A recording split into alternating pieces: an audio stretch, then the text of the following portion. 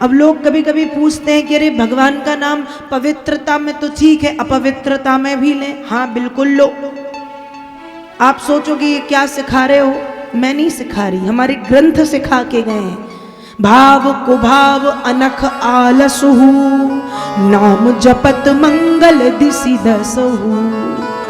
मंगल भवन के नाम को लेने से क्या किसी का अमंगल हो सकता है? बताइए। जो मंगल के भवन हैं, उन मंगल भवन के नाम को लेने से किसी का अमंगल कभी हो ही नहीं सकता। पवित्रता में गाओ चाहे अपवित्रता में गाओ, भाव से गाओ चाहे कुभाव से गाओ, आलस के साथ गाओ चाहे बिल्कुल योगी बनकर के बैठ के गाओ, कल्याण ही कल्याण है। तो 24 घंटे नाम लो। आजकल लोगों ने 2 टाइम फिक्स कर लिए हैं भगवान को याद करने के। एक सुबह नहाने के बाद, जो जल्दी नहाते हैं 6 बजे, उन्हें नहाया और बस 2 अगरबत्ती 1 दीपक जलाया, हो गया भगवान का नाम। एक शाम को गोधूली वेला, हमारे बुजुर्गों ने नियम बनवा दिया, गोधूली वेला में दीपक जलाओ, संध्या आरती करो। तो हमने 2 टाइम फिक्स कर लिए भगवान के नाम को लेने की, सुबह और शाम। नहीं, भगवान के नाम को लेने का समय फिक्स नहीं होता, टाइम फिक्स नहीं होता, कभी भी ले सकते हैं। जैसे मान लो आपका बच्चा कहीं पढ़ने के लिए जाए, दिल्ली चला जाए, बॉम्बे चला जाए, मुंबई जाए पढ़ने के लिए, तो आपको अपने बेटे की याद केवल समय समय पे आएगी क्या? हाँ या ना? समय पे आएगी। एक बार 10 बजे आ गई, एक बार 12 बजे आ गई, एक बार 3 बजे आ गई और एक बार रात में आ गई। ऐसा कुछ सिस्टम है क्या?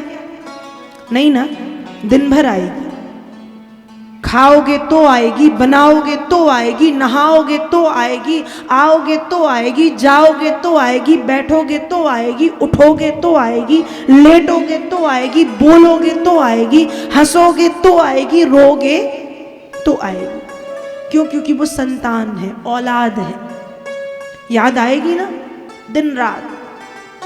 जैसे बच्चों की या अपने प्रियजनों की, अपने प्रेमी प्रेमिकाओं की, अपने स्वजनों की, अपने संबंधियों की याद करने का समय निश्चित नहीं होता, कभी भी याद आ जाती है। तो भैया फिर भगवान का नाम लेने के लिए हमने समय फिक्स क्यों करके रखा है कि एक बार सुबह एक बार शाम को? बस नहीं। तीसरी भक्ति है स्मरणम, जो यही सिखाती है कि 24 घंटे भगवान का नाम लो। मैं ये नहीं कह रही कि 24 घंटे माला लेके घूमते रहो, बिल्कुल नहीं कह रही, और ना कभी कहती हूं, क्योंकि जो मैं खुद नहीं कर सकती 24 घंटे, वो आपको क्यों बोलूंगी। बिल्कुल नहीं कह रही कि 24 घंटे माला लेके घूमो, लेकिन 24 घंटे याद बनी रह सकती। जब भोजन पका रही है माताएं तो नाम गा सकती है ना। कहते ना समय नहीं है, पर भोजन पकाते समय होता है। भोजन आपका मुंह थोड़ी पकाता है, हाथ पकाते हैं ना। पैर से खड़े हो, हाथ से भोजन बना रहे हो, मुंह से क्या कर रहे हो? नाम गाओ। उस नाम से ये होगा, उस नाम की शुद्धता से आपका भोजन शुद्ध होगा और वो महाप्रसाद बन जाएगा। और जब उस महाप्रसाद को पाओगे तो आधी व्याधि, जमाने भर की जितनी भी बीमारियां हैं, उस महाप्रसाद को पाने से चली जाएंगी। बच्चों की बुद्धि शुद्ध हो जाएगी यदि एक बार भी कृष्ण कह दिया भोजन पकाते समय, एक बार भी ओम नमो भगवते वासुदेवाय कह दिया, एक बार भी सीता राम राम राम राधे कृष्ण हरे कृष्ण कह दिया भोजन पकाते समय, तो भोजन की शुद्धि हो जाएगी। तो स्मरणम, स्मरण का मतलब है 24 घंटे याद बनी रहे। जब कुछ लोग नहाते हैं ना तो वो कहते हैं ना हर हर गंगे, हर हर गंगे, नाम ही तो है भगवान का। क्या मतलब नहा रहे हो या क्या कर रहे हो? नाम कभी भी ले सकते हैं, सोते समय लेना ही चाहिए। कहती है सोने से पहले भगवान का नाम लो, उठने के बाद सबसे पहले भगवान का नाम लो। बच्चे बाद में, पति बाद में, पत्नी बाद में, पहले उठो और उठते ही साथ भगवान का नाम। तो तीसरी भक्ति है स्मरणम, भगवान को याद करो 24 घंटे। फिर चौथी भक्ति है पाद सेवन, भगवान के चरणों को धोके वो जल पीना। लोग कभी कभी मुझसे पूछते हैं कि हम पूजन करते हैं, पूजन में भगवान को स्नान कराते हैं, फिर वो जल हम पेड़ में ठंडा कर देते हैं, यही करते हैं ना। भगवान को स्नान कराया, स्नान के बाद उस जल को किसी वृक्ष पर हम ठंडा कर देते हैं।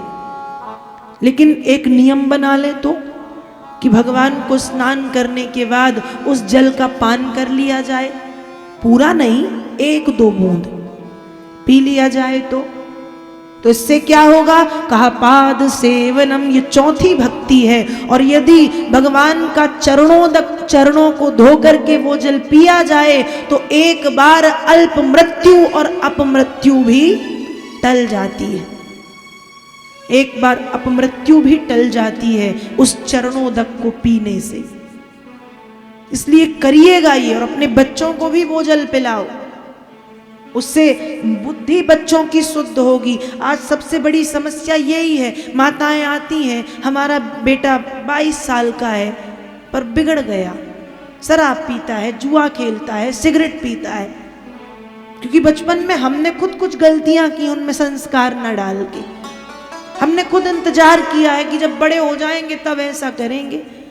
पर ध्यान रखिएगा, एक छोटे से पौधे को आप जिस दिशा में मोड़ोगे वो मुड़ जाएगा, लेकिन जब वो बड़ा हो और आप कहो कि अब हम इसको सीधा कर दें तो होगा?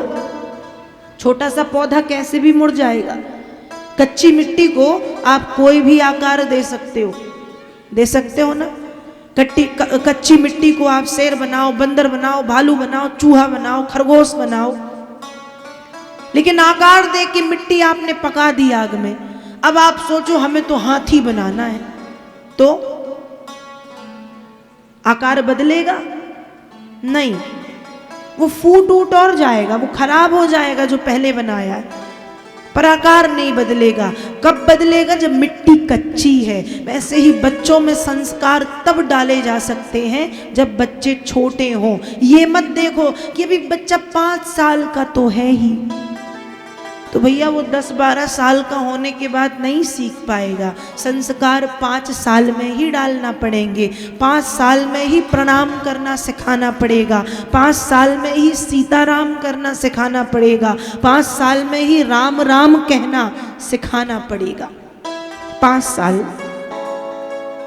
और 5 साल में ही जब तुम आप खुद चरणोदक पियोगे और वो संस्कार बच्चों में डाल दोगे तो बुढ़ापे तक वो संस्कार फिर उनके छूटेंगे नहीं, क्योंकि उनको पता होगा कि बचपन से माँ कराती आ रही है तो ये करना ही है, जरूरी है। क्योंकि बालक और बालिका का प्रथम गुरु माँ ही होती है। तो शुरुआत घर से करें, हम खुद से चरण भगवान के धोएं, अपने पति को पिलाएं, खुद पी लें, बच्चों को पिलाएं। भैया यदि कुछ अच्छा नहीं हुआ तो बुरा तो हो ही नहीं सकता, क्योंकि वो भगवान के चरणों का अमृत है, चरणोदक। चौथी भक्ति पाद सेवनम, चरणों को धो करके वो जल पियो। 5वीं भक्ति है अर्चनम। अर्चन का मतलब होता है स्नान कराना, वस्त्र पहनाना, तिलक लगाना, माला पहनाना, इत्र चढ़ा। जैसे हम तैयार होते हैं ना नहाने के बाद, शरीर पोंछा और वस्त्र पहने, मतलब क्रीम ब्रीम लगाई, वस्त्र पहने, फिर कंगी वंगी की, टीका लगाया, बिंदी लगाई, जो भी जैसे हम तैयार होते हैं। तो 5वीं भक्ति है अर्चनम। स्नान कराओ, वस्त्र पहनाओ, तिलक लगाओ, माला पहनाओ, अर्चनम, श्रृंगार करना। 6वीं भक्ति है वंदनम, वंदना करना। अर्चनम वंदनम दास्यम। 7वीं भक्ति है दास्य। दास्य मतलब सेवा। भगवान की सेवा कैसे हो? भगवान की सेवा ऐसे हो, अब आपको कैसे सेवा करें? भगवान थोड़ी है, भगवान की तो मूर्ति है, मूर्ति में ही तो भगवान है। कहते हैं ना, जब मन में श्रद्धा हो तो पत्थर में भी परमात्मा दिख जाते। और मन में श्रद्धा ही नहीं है तो सामने खड़ा परमात्मा भी पत्थर दिखाई देता है। तो जरूरत है मन की श्रद्धा की। सेवा, सेवा कैसी? खूब सुंदर सुंदर फूल लाओ, फूलों की माला बनाओ, उनको पहनाओ, फिर सुंदर सुंदर वस्त्र लाओ, वस्त्र पहनाओ, सुंदर सा दीपक जलाओ, सुंदर भोग बनाओ, कभी हलवा, कभी पूड़ी, कभी खीर, कभी रसगुल्ला, कभी मालपुआ, कभी मेवा, कभी मावा, कभी दूध। और भैया जिनके यहाँ ये कुछ भी ना हो तो वो एक तुलसी का पत्र तो सब जगह उपलब्ध है, शक्कर में तुलसी का पत्ता डाल के चढ़ा दो, वो खुश हो जाएंगे। क्योंकि भगवान भावग्राही हैं, भाव के भूखे हैं। किसके भूखे हैं? भाव के। भाव को ग्रहण करते हैं भगवान। तो सेवा करो तो भाव से, तो सात्विक भक्ति है दास्यम, मतलब सेवा करना। सेवा ऐसे ही की जाती है। भगवान के मंदिर में झाड़ू लगा दो, पोंछा लगा दो। अब आप कहो मंदिर हमारा थोड़ी है, मंदिर तो सबका है। तो केवल आपकी बात भी नहीं कर रही, मैं सबकी बात कर रही हूं कि मंदिर हो यदि आपके मोहल्ले में एक, तो वहां झाड़ू लगाने में अपनी नाक का वो मत सोचना कि हमारी नाक कट जाएगी। अरे उनके दरबार में यदि झाड़ू लगा दी तो शायद फिर कहीं झाड़ू लगाने की नौबत आए।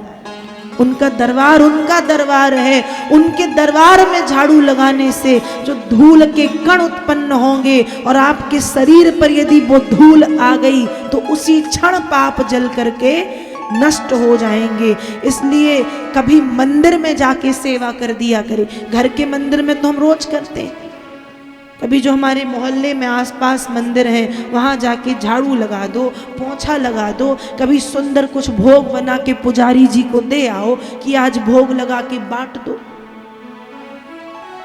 खुद पालो। दास्यम, सात्विक भक्ति है ये, भगवान का दास बनना, सेवक। 8वीं भक्ति है सख्य। सख्य का मतलब है भगवान को सखा मानना। और सखा भाव का मतलब यहां पर यह है, जैसे अर्जुन ने माना सखा। और सखा भाव का मतलब यह है कि त्वमेव माता पिता त्वमेव बंधु च सखा त्वमेव विद्या द्रविणम त्वमेव सर्वम मम देव। सखा मतलब सखा, आप ही सखा हो, आप ही विद्या हो, आप ही धन हो, आप ही माँ हो, आप ही पिता हो, आप ही प्रेमी हो, आप ही प्रेमिका हो, आप ही सब कुछ हो। गुरु, माता, पिता, विद्या, धन, पति, पत्नी, प्रेमी, प्रेमिका, जो मानना है मान लो। 8वीं भक्ति सख्य। और 9वीं भक्ति है आत्मनिवेदन। आत्मनिवेदन मतलब अंतःकरण से, आत्मा से परमात्मा को पुकारना। इस तरह से भागवत में 9 प्रकार की भक्ति का निरूपण श्री व्यास जी महाराज करते हैं। और भक्ति की बड़ी महिमा है, भक्ति का बड़ा महत्व है, इसलिए भक्ति करना चाहिए। भक्ति करते समय लोगों ने बहुत कष्ट सहे हैं। चाहे मीरा देखो, चाहे प्रहलाद देखो, चाहे ध्रुव देखो, चाहे नारद जी देखो, भक्त के जीवन में कष्ट आते ही हैं। पर भक्त को चाहिए कि वो भक्ति करना ना छोड़े। लोग पूछते ना हम कितनी भक्ति करते हैं, पर हम बहुत परेशान हैं। कोई बात नहीं, भगवान कहते हैं ये मेरी कृपा का पहला सूत्र है, जिसके ऊपर मैं विशेष कृपा कर देता हूं, जिसके ऊपर मैं विशेष कृपा करता हूं, सबसे पहले उसे परेशानियों में डाल देता हूं। युधिष्ठिर ने एक बार भगवान कृष्ण से पूछा कि हे नाथ, यदि देखा जाए तो हम तो पूरी तरह से आप पर निर्भर हैं, तो हमारे जीवन में परेशानी तो आनी नहीं चाहिए क्योंकि हम आप पर निर्भर हैं। लेकिन आपके होते हुए लाक्षागृह में हमें जलाने की कोशिश की गई, आपके होते हुए हमें जहर दिया गया, आपके होते हुए हमारी पत्नी को भरी सभा में निर्वस्त्र करने की कोशिश की गई, आपके होते हुए न जाने कितने कितने बार हमें सताया गया, ऐसा क्यों? भगवान उत्तर देते हैं, हे महाराज युधिष्ठिर, ये मेरी कृपा का प्रथम सूत्र है जिसके जीवन में मैं विशेष कृपा करता हूँ। सबसे पहले परेशानियों में डाल करके बार बार बार बार बार बार उसकी परीक्षा लेता हूँ और फिर उस पर कृपा करता हूँ। तो परेशानियों को देख के भगवान का नाम लेना मत छोड़ो। और भैया ये जिंदगी है, इसलिए परेशानियों का सामना तो करना पड़ेगा। जिंदगी है, परेशानियों का सामना तो करना पड़ेगा, वरना मरने के बाद तो शरीर को भी जलने का एहसास नहीं होता। होता है क्या? जीवन है तो परेशानियां भोगोगे, क्योंकि मरने के बाद तो पूरे के पूरे शरीर को जला दिया जाता है, पर इंसान उफ भी नहीं करता क्योंकि मर गया है। ये जीवित रहने का प्रमाण ही है कि परेशानियां आएंगी, आपत्ति आएंगी, विपत्ति आएंगी, और इन विपत्तियों में हमें भगवान का नाम गाना है, उससे हटना नहीं है कि विपत्ति आ गई तो नाम नहीं लेंगे। भजन का कोई प्रभाव नहीं पड़ता, भजन करो तब भी दुख तो होंगे ही। तो आपने बड़े बड़े भक्तों ने दुख झेले हैं फिर भी भजन किया है, क्योंकि भजन की बड़ी महिमा है, इसलिए भजन करें। और एक संत जी का बड़ा प्यारा भजन है, एक बड़ा प्यारा भजन एक संत जी का, बड़ी सुंदर पंक्ति है कि चिंता करना छोड़ो और भजन करो।